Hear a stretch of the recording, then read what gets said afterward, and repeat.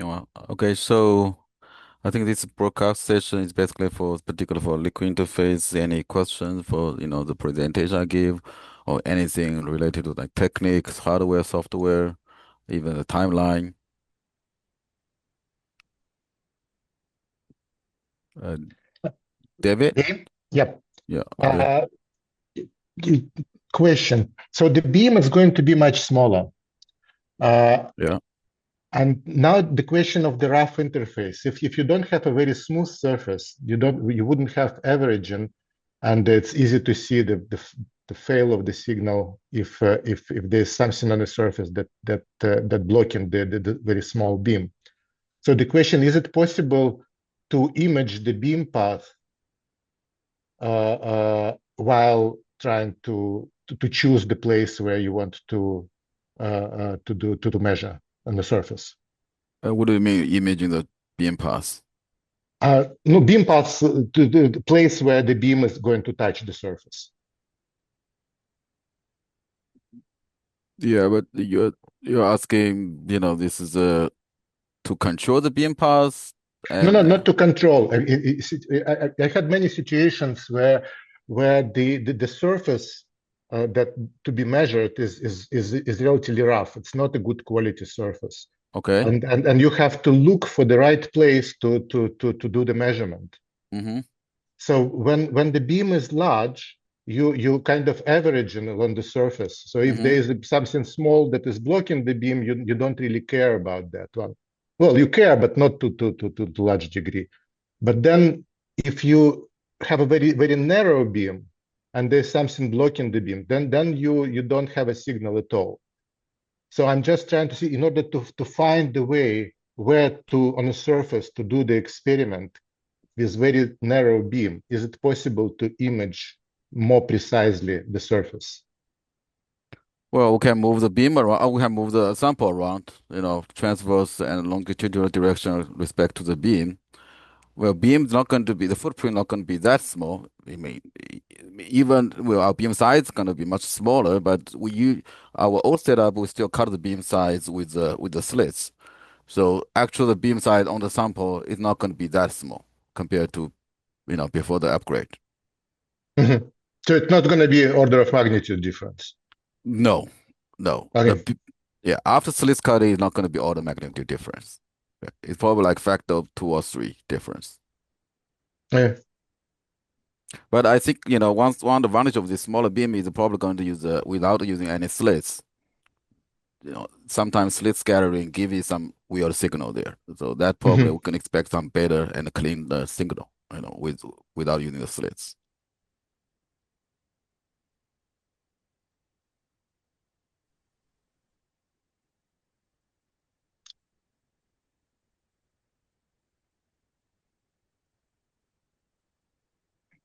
And also, as I said in the end of the presentation, we're designing this new, trough environment for the E station. I know Mhm. people probably have different, requirement for this kind of sample environment. It's also we can talk about that now.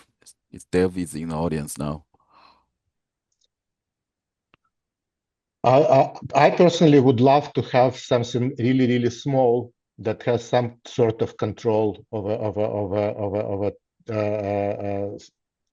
measuring the surface pressure. Like this inserts that we have, we can put one, but then the the current design is such that it will block most of the surface on the small trough because the small trough is so small. Okay. So the question is it possible to have the smaller volume trough measurements not as inserts, but something more stationary with more capabilities in terms of control over pressure.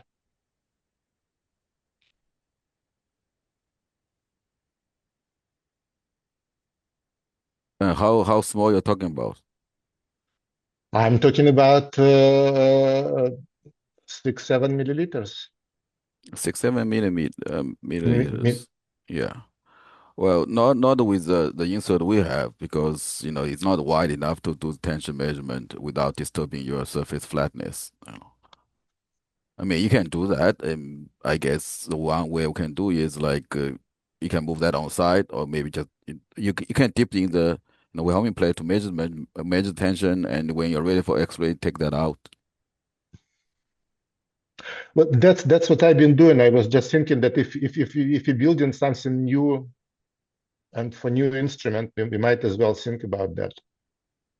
Something more stationary than just insert, which is floating without really being in place. Hmm. I just don't get what you mean by without inserts. Actually, everything's going to be inserted into a metal well, even the large trough, so that it's all very quickly changeable. Oh, that I didn't know. So there will be a well for the insert. Yeah, like the main trough is like a Kibron style, like G2 trough, and that whole thing is actually just going to lift out. And then if you want, you can put in some smaller ones immediately. No. Wait a sec. What the way we used it before? We in the main trough in on we put inserts and we space these inserts with bolts or whatever it is there, and we can do experiments on several inserts simultaneously, Hmm. just moving the sample along X. So now you're saying that there is a way to put these inserts in such a way that they will be actually pinned. Yeah, I mean they'll be clamped with some set screws so that they're held firmly. Yeah, So it's not going to be inside the trough. It's going to be yeah, it's kind of like trough. another trough that is smaller. I understand. Yeah, it is just like there's just like a metal thermal plate, and everything's just gonna go in there. So the full Oh, that's good. size, yeah, that one comes out. You can put in like a But half but size one. but it was possible before to manipulate the positioning of the insert in such a way that to put it right next to the Villamy plate. Oh, yes, by using the barrier motor to move the Yeah. small inserts over, and then but what's the advantage though? Because you couldn't really move the Wilhelmy plate up and down without opening the enclosure. So Yes, but I can monitor the pressure throughout the experiment, and that was a big deal. okay, you just want to be able to put the Wilhelmy plate in any of the small sample holders. Is that it? No, Yeah, but in such a way that it wouldn't block the beam during the experiment. yeah. Yeah, that much is clear. Sure. So maybe we can have like small some insert has like a little bit like corner on the side, so you can dip in your Wyoming plate. Doesn't increase your volume much. Yeah. Yeah, we can talk about this more later, David. Yeah. Sounds good. Thank you, Dave. I Hmm. saw a question in the chat. It says for GSAC, GWAX, what's the distance from detector? For the C station, the maximum distance about 3 meters, but for the E station, we can get up to 6 to 7 meters. And I'm not so sure, Jonathan, that's all you need to know, or you want to have more answers? I was just thinking about the resolution that we could get on Okay, those measurements. okay. Yeah, for the E station, we actually can go up to 6 to 7 meters. That's great. Okay, thanks. Mhm. I think Pulak have question. Yeah, not sure I got the entire gist of the previous discussion, but I wonder if you guys have seen what Ben Ockel has set up. Actually, not just seen, but done an experiment there. And what you'll see is that it's very fast because of a couple of design choices. One is that the helium, he has a helium monitor, and by the time we're ready to take data, the helium is done, which of course was not true, Mm-hmm. in the old version. The Mm-hmm. other is he has two troughs, and the third thing is the alignment happens very quickly. I don't want to praise it entirely because they didn't have a barrier. They have pressure. They have a Wilhelmy plate, but no barrier. So it would be nice to be able to compress. But in many other ways, it's a small and kind of a lean and quick system. And I wonder if some of that could be reflected in your new trough. Well, when we designed this new trough, I think we already, I mean, of course, Ben and Honghu give a lot of suggestions. We look at their trough design quite a lot, and some ideas we got from them is this quick, helium exchange. Yeah, we got it from them. Okay. And Yingliu, you,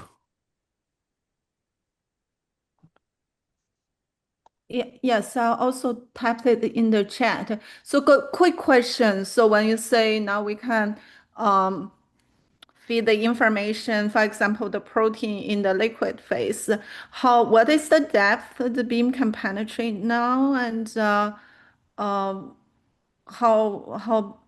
does it have any requirement of the size of the protein, for example, because it's only certain distance or depth in the liquid phase, or do we need to know the protein conformation that we just feed the orientation of the protein?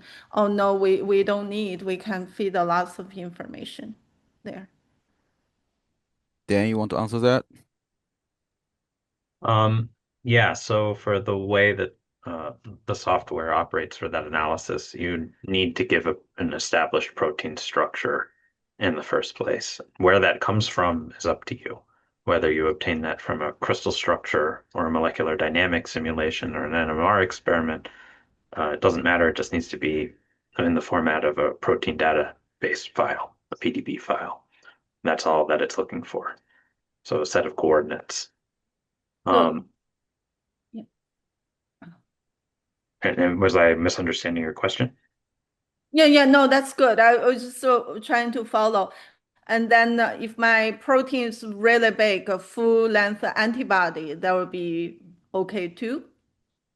Um, I have tested up to basically a channel protein, a transmembrane protein, which is quite big, like a hexamer, and the code runs, but it is significantly slower once you get to that size. But it doesn't crash. You're just going to have to wait longer to do the analysis. So what would take a couple seconds might take a couple minutes instead. What took 1 hour could take 3 or 4 hours or something like that, depending on what level of resolution that you want to have. Then I think you answered my next question already. I was trying to ask then if this is can we even look at the kinetics if the protein is in the transition attached to the membrane then leaves as well. Can we capture that? Then I guess it won't, right? Because it needs some time to Yeah, so do. the keep in mind that the X-ray measurement itself can take, depending on how much coverage you have and how strong that signal is, it can take 40 minutes just to get a single scan. So unless your kinetics on a longer time scale than that, I think it would be difficult to what should I say? I guess probe the kinetics through structural changes. You could indirectly see a change in the electron density, but I don't think you could on timescales of around an hour or less. You're not going to see a change in conformation. It's averaging over all the proteins at that structure, different structures at the interface. So you're just going to be getting kind of a wash of information. The technique is most useful when you're at an equilibrium or a quasi-equilibrium. So for the 40-minute sustained, you have a well-defined state at that interface. And it can be an average state, but I don't know if it will be meaningful to say, oh, well, this average state is changing when I scan, on that time scale. Now, if you have a system that is equilibrating over, let's say, a whole day of measurements, maybe that is possible.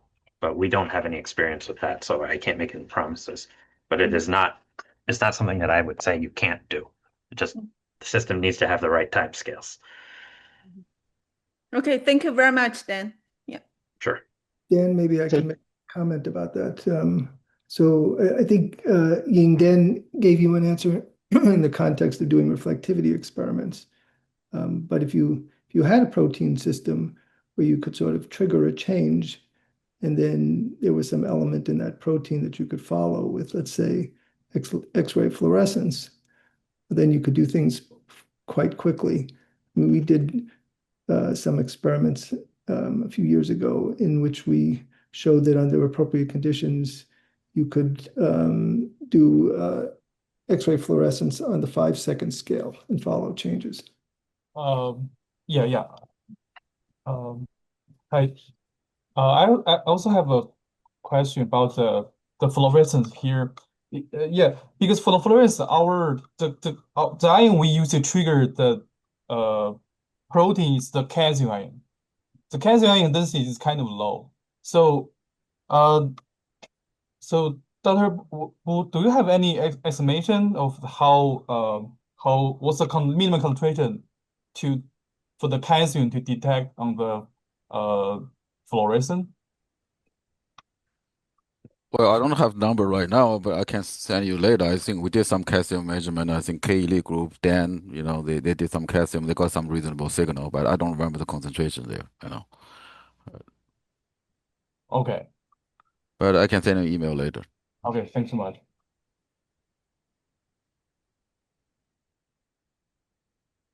I have a question to Dave probably about this package, or Daniel, about this package for proteins. Am I correct that you're telling that you will be able to differentiate between situation where protein reoriented itself from one position to another position from situation where protein denaturated partially and covering layer of thickness of 30 angstroms, and that's what's happening, and not a reorientation? Okay, I'm just going to verify that I understand your question. You want to know if we can tell the difference of a protein that has a change in orientation versus, and sorry, I what was mean, the second condition? let's say on your pictures show actually the structure of the protein, which is saying X direction is 60 angstrom and Y direction is 30 angstroms. So you drawing the protein an oblique angle which will create the thickness of the protein layer approximately, say, 50 angstroms. And you did something with your system, and then the protein layer became not 50 angstroms but 20 angstroms. And you're saying that this is reorientation of the protein, and someone else is saying no, your surface layer already denaturated or was damaged by X-rays, and that's what's happening. Yes, you can distinguish between those two, and I've seen that in my own experiments when I was working with Kai at the beamline. We had a case where accidentally our protein kind of displaced the monolayer at the interface. You see, so we were working with the monounsaturated lipid. It has a unique high QZ signal. You lose all of that order. It becomes completely disordered with the protein absorbed at the interface. The reflectivity has a single feature, and that's it. You lose all of the high QZ resolution when you get that kind of monolayer absorption back into the bulk as a result of the protein displacing it. But when you're not displacing the monolayer, but you have still your monolayer, and then you have protein underneath your monolayer. So the difference between protein and yes, you would see. I haven't seen that personally myself, but I can put that into the model and generate what that looks like, and that is a distinctly different looking reflectivity curve than if your protein had simply just changed orientation. That's where the high QZ information is really useful for X-ray scattering. Thank you.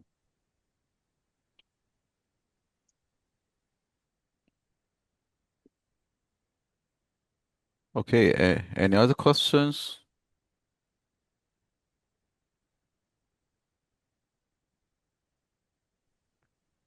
Hi, thank you guys for doing this. And also I appreciate that you talked about the solid liquid interface cell that's going to be coming online. I was wondering if you would mind providing more information about that. So I caught that the volume was 3 mils. It sounds like bilayer formation is going to happen through solvent-assisted lipid bilayer, that method. Is that right? Okay, so you've got like a pump or maybe a syringe is hooked up. Okay, and then if I'm understanding this correctly, so the X-rays come through the liquid and then reflect off the Teflon. Is the solid support, or what's the solid support or if you can help me understand the orientation. So that flow cell will be supporting a solid substrate that's interchangeable. So we have quartz and silicon substrates, which we've been testing with. So yeah, Wei has brought up. So this little, you see this like little cube outline kind Yeah. of in the middle of the explosion view. That would be your substrate that slots into place. That creates the seal on the bottom. So as long as it fits the dimension that we have here, you could put whatever substrate you want, provided it has the X-ray contrast that you need.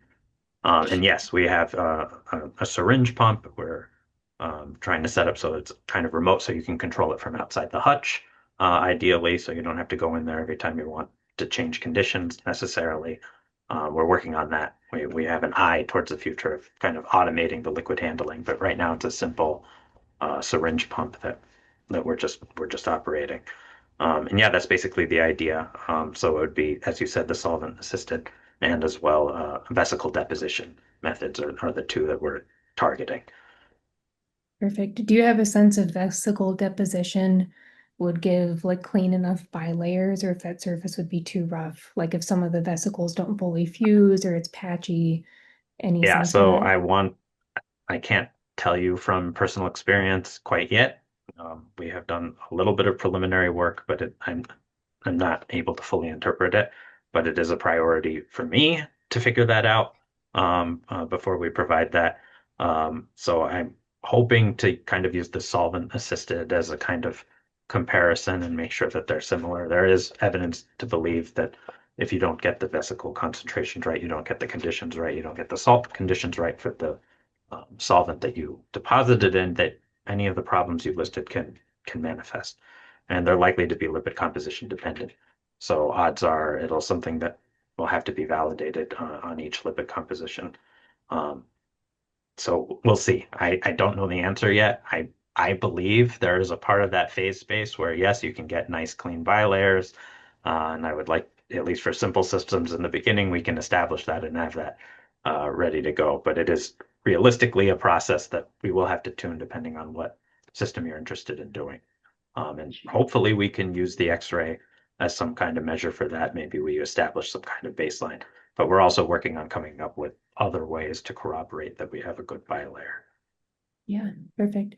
And then just to make sure I understand kind of building off of Ying's question. So the bilayer say maybe is like 30 angstroms, and we could maybe measure like another 100, 150 of protein above that, or how much like protein depth in addition to the bilayer do you think we can reasonably image? So you're basically asking like how much of an extension off the bilayer do we have Yeah. sufficient information for?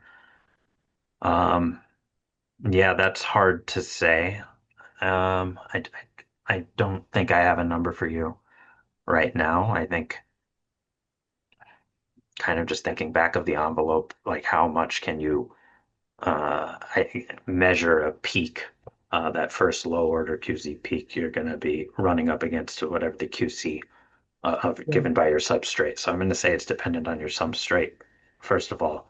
Um, but I would say probably 100 might be right, but I don't hold me to that number. That's something I have to think about. Yeah, sure. Great. I mean, 150 is going to put your first peak at about 0.04 inverse angstroms, which is going to be really tight up against the critical Q. Right. But that doesn't mean you can't do it. You're going to get the high edge of the peak, the higher Q edge. So yeah, Crystal, this is a good question. Maybe Dan can even do some simulations in his software just to start to see what things like that look like. So if you and Ying have some particular systems in mind, you might want to work directly with Dan. Sure. Yeah, and thanks for working on that software. That sounds pretty exciting to start to use it. So thank you. Yeah, well, we hope to make it available soon. Great.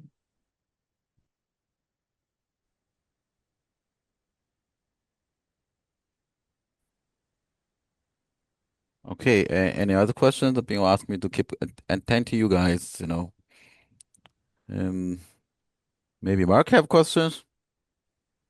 Do I have questions? I don't Seems like know. we're running out of questions. Yeah. Seems to me you're always asking me for answers. That's true. Okay, I have a question. Okay, So, sure. with now that you're going to have two liquid surface beam lines, Hmm.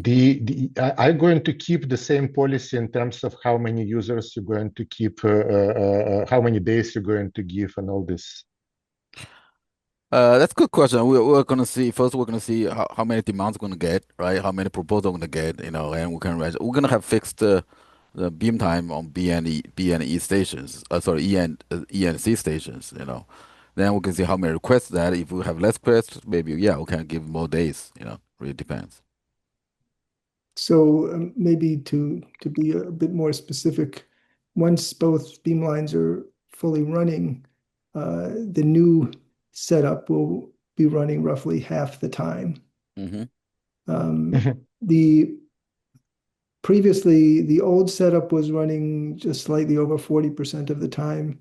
It'll probably be running now Like 30%. 35% Yeah, of the time, something like that. yeah. So the net effect will be not quite 100% of the time, but not too far from it. So it'll be a near doubling of the amount of time associated with liquid interface experiments. Of course, these are not all going to be liquid vapor interface experiments.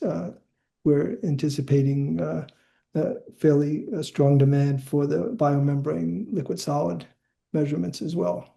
So, I mean, I think things in the long term, I think things will remain competitive for beam time. Very good.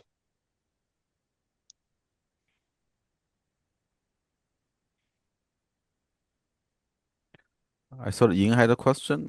Maybe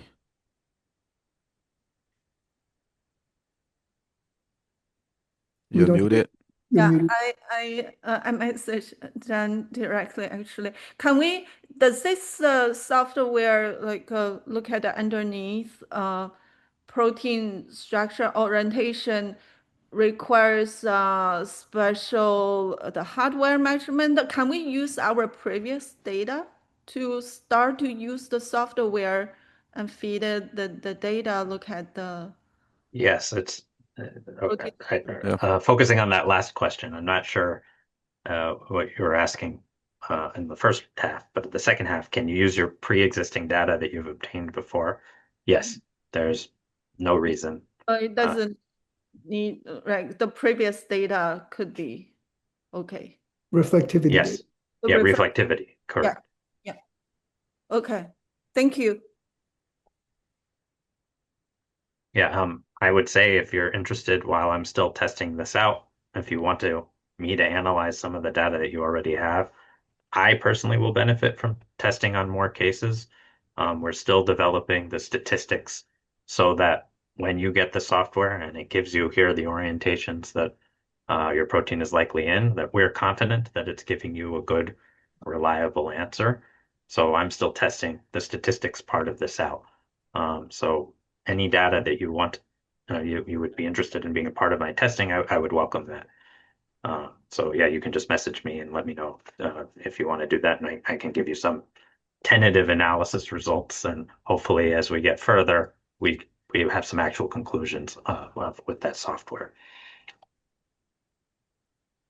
So Dan, you're inviting monolayer Yes, these are protein. all monolayer protein reflectivity experiments. If you have some pre-existing data already, that's something that I can immediately analyze. I also, of course, need a protein structure, as you asked earlier, to analyze it with. And those are the only two things that I need. And I'm happy to communicate what I get when you just with the understanding that it is a preliminary analysis. Um, and I'm using this to develop and make sure that we're getting this right. Yeah, that's super. Well, we do have the protein structure. Yeah. Yeah, that's great. Yeah, thank you very much. Sure.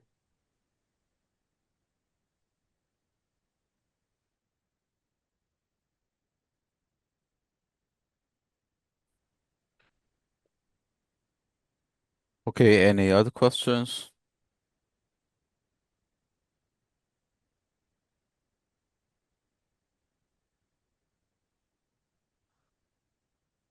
If not, Mark, should we go back to the main room or I'm gonna see how the other groups are doing. okay, sure, we can just keep chatting here then. Yeah. Um,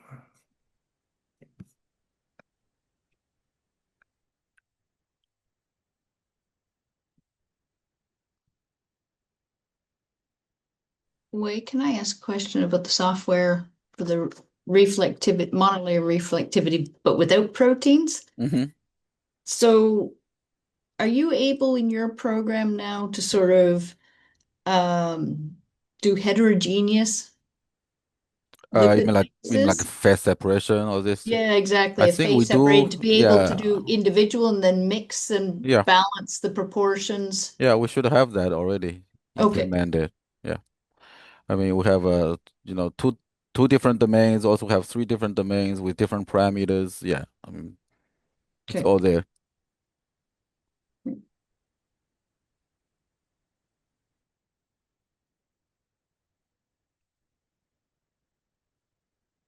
I believe Yingliu's group probably already used that.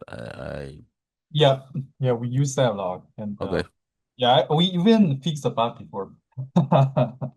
Yeah.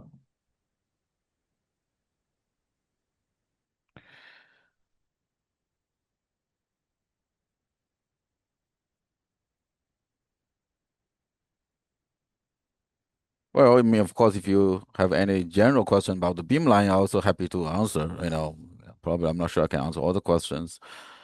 I mean, we're right now we're trying to get ready for the shielding verification for the whole straight beamline ID1 line, probably next in the next couple of weeks. You know, and after that, we're going to start. If we pass that, then we're going to start some commissioning on the optics first. We have the whole optics, they are brand new, which we have to test that.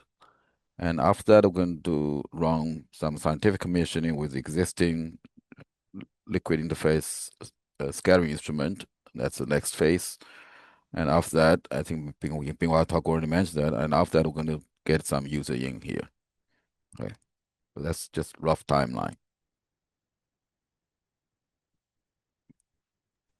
Do you have any sense, any expectations of what would be radiation damage like? Well, the beam would be well, beam would be more focused on the horizontal direction, well, which is not really doing any favor for liquid interface scattering. Okay, which means Mhm. it's just more radiation damage. But the beam is not going to be that small. It's not still like an elongated shape. It's not like a round shape beam. So, but of course, we have to test that. I don't have much sense now. I mean, we just have to play with that. Okay. Understood. so Wei, I asked Mrinal Jajan to come into this room just in case anybody here wanted to ask questions about the ISWAX setup as Okay. well. It looks like the crystallographers are still talking quite a bit. Okay.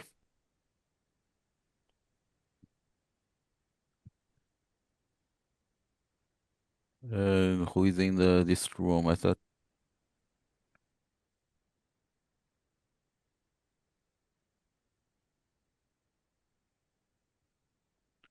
Yeah, the radiation damage could be a concern, but for our CRL, we do have different type of focusing like 1D and 2D. So with 1D CRL, we're not going to focus any further on the horizontal direction. So that's going to help Mhm. us. And this we also have 1D CRL for the high energy range, also for low energy range. For low energy range, which is using beryllium lens, it basically is completely for it's just completely 1D CRL. That's basically for the trough measurement. Mhm. And also, we also talk, Mark actually, during Mark's talk, we mentioned that, the new beam line, the station E, we want to do some like heterogeneity measurement for the liquid interface because we have smaller beam. And I didn't put that in my talk because we don't really have a clear timeline yet for that kind of measurement. Okay. But that's definitely something we will do in the next few years.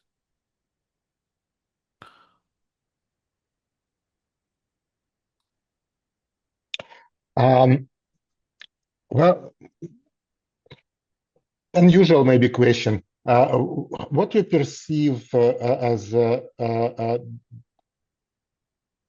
these new abilities for the beam time? What kind of experiments you excited to see? Timing. Yeah, this is just as mentioned, this is this to study the interface of heterogeneity. That would be very exciting. I mean, we actually spent like Dan and Dave, they already spent a lot of time to design this kind of sample environment, the stage around that. And it's going to be exciting as it hasn't been done anywhere else before. I mean, well, it was done at the one experiment done before. I mean, they're just basically using some transmission geometry, lead beam going through the Wilhelmine plate that was done by Masa Fukuda. That's for the nanoparticle, in that meniscus. They try to study that, and we want to do similar thing, but we're using different geometry. We want to get a beam and bounce beam from horizontal to the vertical direction, basically bounce beam like 90-degree and direct beam upwards to go through the liquid surface and see some, domains, and we see any structure in different domains, and at the same time we can even see some specific element will play any critical role in this kind of phase separation. We're doing some, elemental mapping as well as structural mapping at the same time. And well, Speaking of, yeah. But of course, as I said, the timeline for that kind of experiment is not quite settled down yet. We're still working on the design, Just remembered quite a few times I thought about that. What the piece of useful information for me would be to know before analyzing the JID data what is the ratio of ordered disordered phase at the interface. Can we visualize it and have it calculated and to see how that change during the experiment that we're doing? Maybe we have more crystallization. We can filter that from the peaks, from the half full width, half full, whatever thickness of the peak will give correlation length, and it will tell us. But together with that, still it will tell us about the quality of the phase. But in terms of total amount of the fluid phase versus crystalline phase at the footprint. Well, we cannot say the footprint, but we say it in the trough. Is it possible to visualize somehow?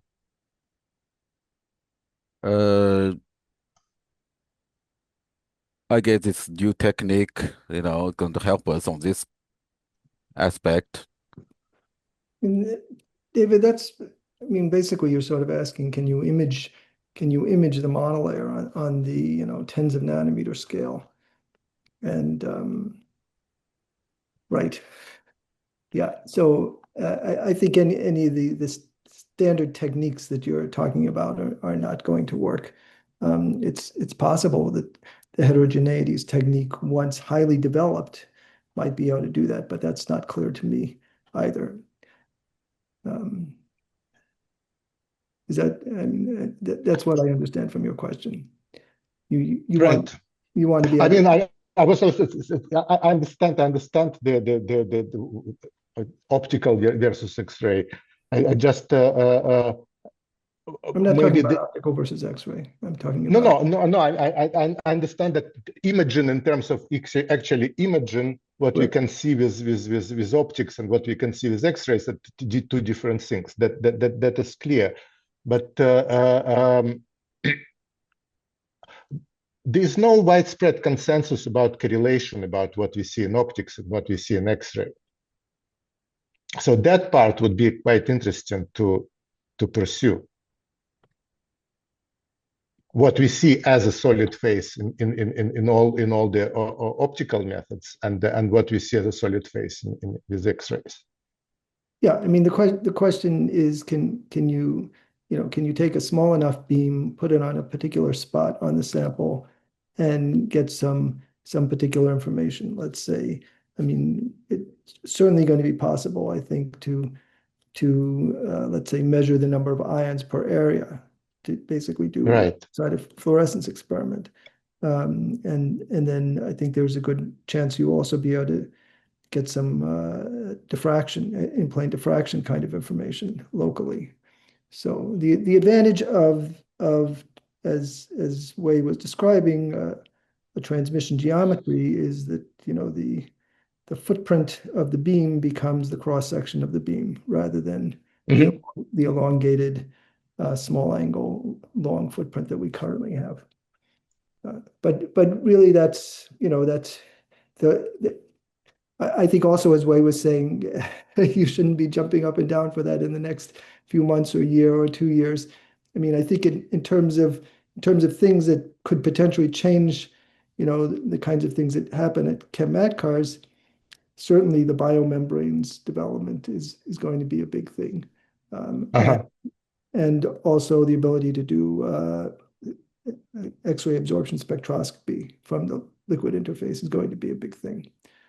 It's going to change the way you think about the kind of information you can get from liquid interfaces. So you see it as doing simultaneously exhaust and diffraction? No, not simultaneously. Not simultaneously. I mean, you can. Yeah, we're not doing DAFs. We're doing X-ray spectroscopy from the liquid interface. So now you get information about local coordination, right? Which is something you just didn't have before at all. And if you want to think about, sort of more chemical approaches to what's going on at the interface, that's critical information.